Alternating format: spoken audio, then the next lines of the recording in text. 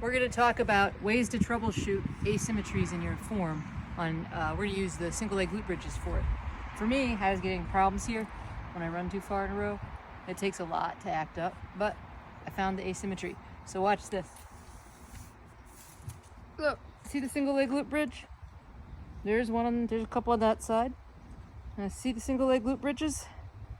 See how I look very symmetric? Except if you're in PT, you can see that VMO is kind of atrophied because no ACO. But here's what's happening actually. See the line of my thigh relative to the rest of my body? Watch this side. It's just slightly off. This is actually straight. They're straight. I'm doing them like this. It's so slight that it took me forever to notice, but when I pull it in straight, I can actually feel a tight spot in my back and I feel it back down here where I have a spot that acts up in races. So this is why I'm always saying to do exercises alternating between the two sides, to do a few.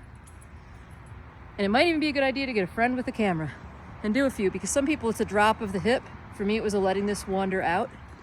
So what I'll probably do is actually get a pillow or a ball and squeeze it between my knees and try to hold something there to make sure that I learn to use this inward pressure, because this muscle clearly is a little weak. I would have thought it would be fixed by just the curtsy lunges, but whatever that is, I am managing to compensate on every other exercise. So another spot that I noticed it once I noticed that was on heel slides.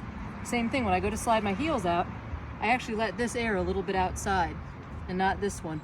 So that little tiny asymmetry, I can run 50 miles of straight running, no pause. And I can run fast repeatedly and no problem. But over 50 miles, if I'm just steady running without going up hills and down hills to give it breaks where I'm hiking, because I don't do the form things on hills, it'll flare up. I'll start to get an overuse problem way down here in my soleus, back in here, and it'll really flare up. So this is a way when you're doing your exercises, really pay attention and look for these little tiny variations, because it's crazy how it can echo down, and then I'm getting a pain down in here, and I'm ending up with a foot pain, and all of it's just that little wobble there is me not engaging a few muscles up here because they're weaker.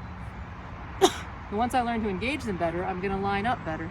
And I'm going to quit overusing the thing down here that's a compensation as badly. The other thing that's happening, I'm going to show you one other trick, as long as we're here, is that when I run, I get my leg fully extended. When I walk, my leg extends as I push off.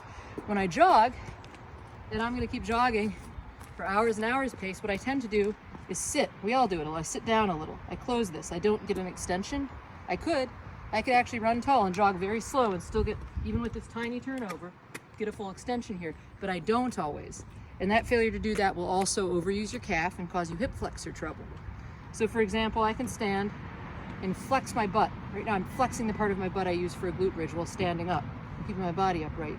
And when I do it on the other side, same thing I noticed, I tended to wing out instead of coming straight back. And it's hard for me to come straight back because it's that same spot. But also, so I can contract these same muscles standing up. So if I'm running along and feeling like I'm not getting a full extension, and my calves are tightening up, and my hip flexors are tightening, I can stop, put my hand on a tree or something so that I can focus and actually bring my legs straight back like this.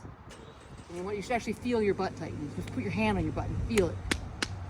And actually doing that, reminding yourself to engage those and engage them in a straight line, will actually help you a lot.